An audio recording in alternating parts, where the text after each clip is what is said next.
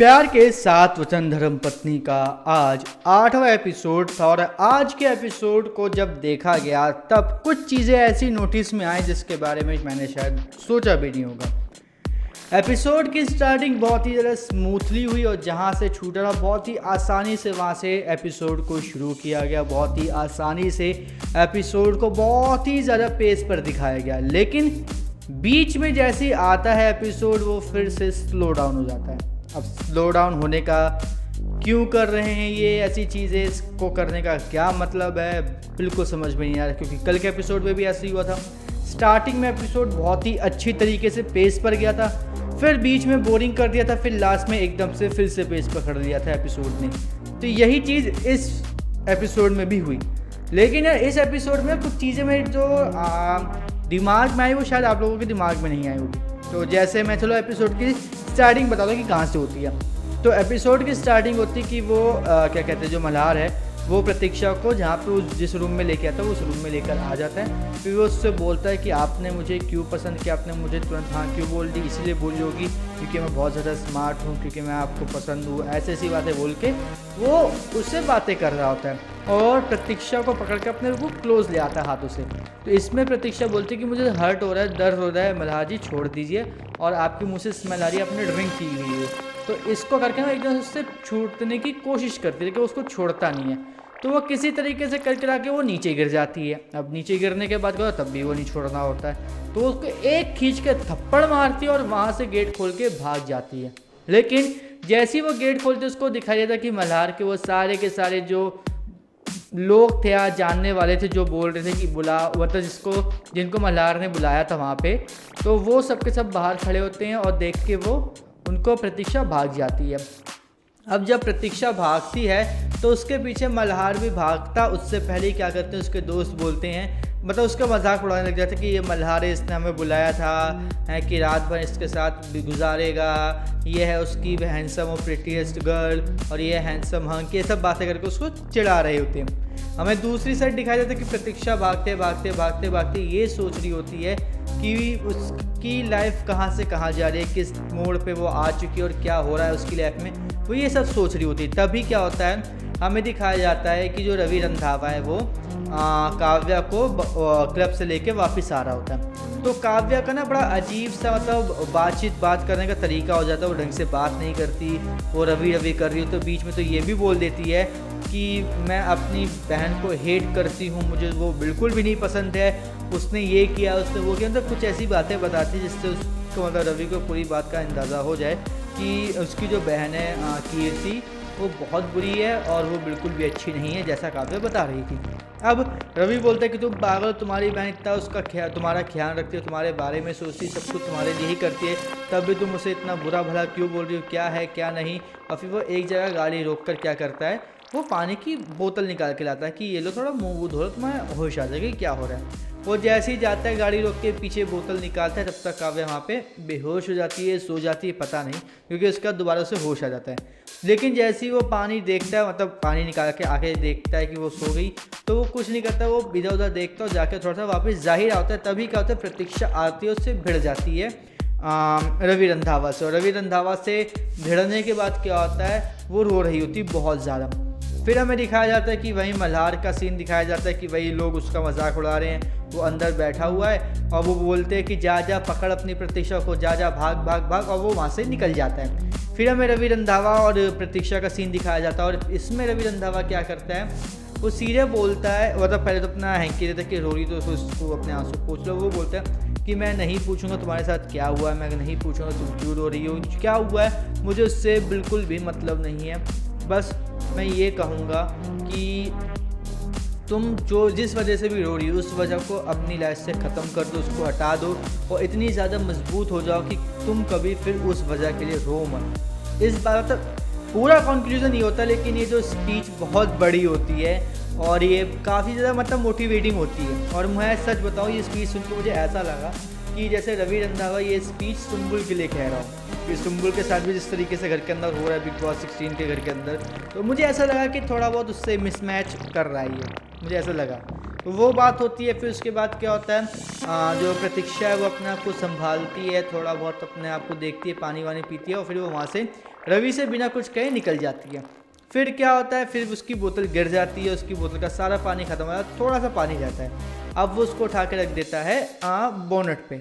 अब फिर क्या होता है, वो देखता है कि पीछे जो काव्य वो बाहर आ चुकी होती है, गेट से बाहर उतर के आ जाती है। और बाहर उतरने के बाद क्या होता है, वो उसके साथ मतलब उसका हाथ पकड़ के उसके करीब आने लग जाती है रवि रंधावा के, उसके हाथों को अपने गालों पे रखने लग जाती है वो। और वो क्या करती है, वो ये बताते कि वो रवि से प्यार करती थी और जो उसने प्रपोज किया था दूसरे एपिसोड में, वो उसने रवि को किया था, ना कि उसने ये बताया था कि मेरी बहन को जाके कैसे प्रपोज करो। तो ये सब बातें सुनते सुनते वो बहुत ज़्यादा मतलब ओवर हो जाती है, क्या कहते हैं, काव्या की बातें। तो वो क्या करता है, उसी गिरी हुई बोतल में जो पानी, इसमें पानी ज़रा सा कम था, वो उठा के उसके मुँह पे मारता है। लेकिन यहाँ पे हैरानी वाली बात यह है कि यहाँ पे बोतल उस समय पूरी भर जाती है। उसके बाद क्या है, रवि साफ साफ याद करता है कि उसने प्रतीक्षा को क्या कहा था। उसने प्रतीक्षा को ये कहा था, एक लाइन बोली थी कि आप इतने भी शरीफ मत बनो कि आपकी शराफत का लोग फ़ायदा उठाने लग जाए। तो यही बात को रिपीट करके रवि मोटिवेट होता है और वो यही बात को सुनकर काव्या को बोलता है कि ऐसा कुछ भी नहीं है, 7 जन्म तक मैं तुम्हारी बहन का हूँ, मतलब कीर्ति का, और हमेशा उसी का ही रहूँगा। अगला जन्म भी अगर हो तो वो भी मैं कीर्ति के साथ ही निभाऊंगा। तो इसलिए मेरे साथ कुछ भी करने के बारे में भूल जाओ कि हमारी शादी होगी या फिर कुछ और होगा, इसके बारे में पूरी तरीके से भूल जाओ, ऐसा कुछ भी नहीं होने वाला है। अब ये सब होने के बाद हमें दिखाया जाता है कि कीर्ति पता नहीं, प्रतीक्षा पता नहीं कहाँ से एक ऐसे नए शहर में आई है, वहाँ पे भटकते भटकते भगवान जाने वो कहाँ से पहुँच जाती है एक मंदिर में, और मंदिर से फिर वो घर भी पहुँच जाती है। अब अगर मैं किसी नई सिटी में आया हूँ तो भाई मुझे तो ये पहले चिंता होगी कहीं से भागने का, तो मेरा घर कहाँ है भाई, मेरे घर का रास्ता क्या। वो बंदी पहले मंदिर गई है, मंदिर जाने के बाद वो अपने घर भी चली, कितने दिन के अंदर, 3 दिन के अंदर। सोच लो, पहला दिन जब वो आई थी, जब वो किडनैप हुई थी, पहला हफ्ता उसमें निकल गया। दूसरा एपिसोड जिसमें वो मल्हार से मिली, जो सब कुछ है, मतलब जो अभी चल रहा है ये एक दिन, जो कल आज रात वाली थी, जो एपिसोड में जो आज रात दिखाई गई है, वो दूसरा दिन था। और अब हमें कल तीसरा दिन दिखाई देगा, मतलब जब उसकी एंगेजमेंट की बात हो रही होगी पंडित जी से, वो होगा तीसरा दिन। यानी कि 2 दिन के अंदर प्रतीक्षा को इतना ज़्यादा पता कैसे चल गया कि कहाँ पे क्या हो रहा है, कहाँ पे क्या नहीं है, उसको घर कैसे जाना है, वो कहाँ पर थी, पता नहीं प्रतीक्षा को कैसे पता चला। ये बहुत ही बड़ा प्लॉट होल है, बहुत बड़ा है, इसके पीछे का कारण किसी को नहीं पता। इसके आगे भाई जब वो घर पहुंच जाती तो अपनी वो चाची से सीधे बोलती है कि मैं उससे मल्हार से शादी नहीं करूंगी, क्योंकि उसने मेरे साथ ज़बरदस्ती करने की कोशिश की थी। तो ये बात सुनकर उसकी चाची काफ़ी ज़्यादा भड़क जाती है और उसका मुंह बंद हो जाता है। तो वो क्या करती है, वो बोलती है कि मल्हार तूने जो किया है ना, उसके तो मैं तेरे को बताऊँगी, मैं तेरे पर चढ़ूँगी। वो भी देखो क्या मतलब भारी बात है, कुछ ऐसा एक वर्ड यूज़ करती है, वो वर्ड मुझे याद नहीं आ रहा, वो करके मैं तेरे पर चढ़ूँगी अब। और वो बोल के वहाँ से प्रतीक्षा चली जाती है।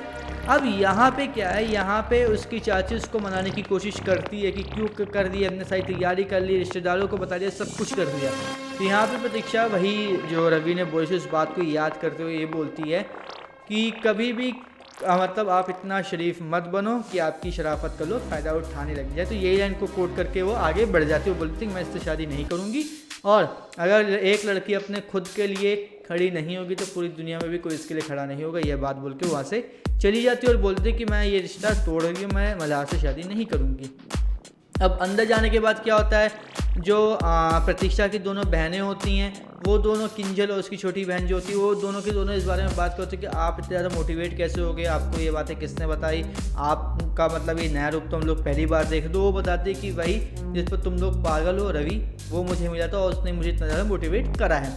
अब इसके बाद क्या होता है, इसके बाद हमें यहीं पर ही एंड करके दिखा दिया जाता है कि भाई स्टोरी यहीं पर ही एंड हो चुकी है।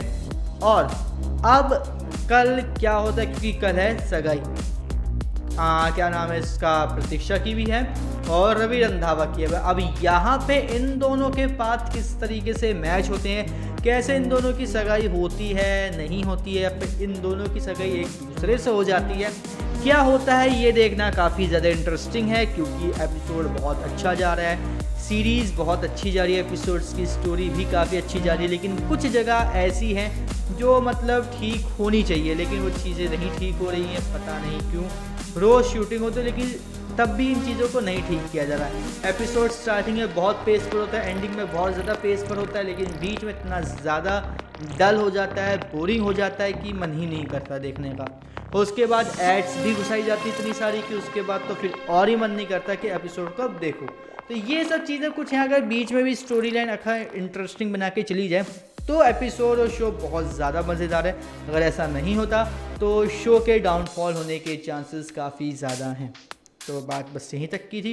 बाकी आप हमें कमेंट करके बताइए क्या आपको आज का एपिसोड धर्मपत्नी का अच्छा लगा या नहीं, और क्या धर्मपत्नी के एपिसोड्स में जो भी बातें रवि रंधावा कह रहा है, जितनी भी मोटिवेशनल बातें हो रही है, वो क्या कहीं ना कहीं इनडायरेक्टली सुंबुल से लिंक्ड है या नहीं, या फिर मैं कुछ ज़्यादा सोच रहा हूँ। कमेंट करके बताइएगा। बाकी धर्मपत्नी के एपिसोड के रिव्यू के लिए और पूरी कहानी जानने के लिए हमारे चैनल को सब्सक्राइब करें, बेल आइकन को दबा लें ताकि आपसे मिस ना हो हमारा कोई भी लेटेस्ट अपडेट।